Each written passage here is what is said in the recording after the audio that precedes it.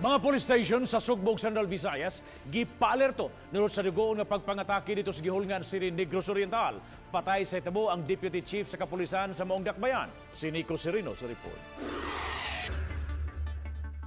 Gikasubo sa Police Regional Office 7 ang pagpatay kang Senior Inspector Porferio Gabuya Jr.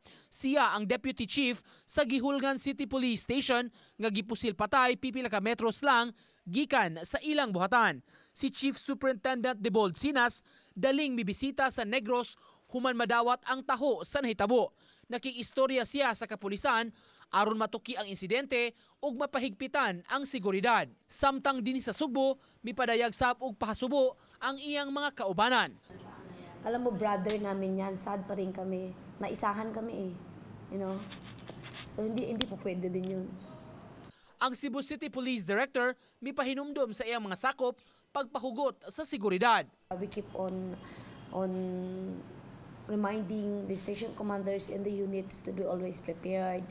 And last month, kung nakita nyo, I directed all stations to update their camp defense plan, station plan. Samtang naka-half-mast sab karon ang bandila sa Cebu Provincial Police Office tungod sa nahitabo kang Gabuya. Sa ato sa mga polisan, gikuan po namo nga always be extra careful and vigilant and be kanang cautious, good extra cautious sa ato ang personal security. Nico Sereno, Balitang Bisdak.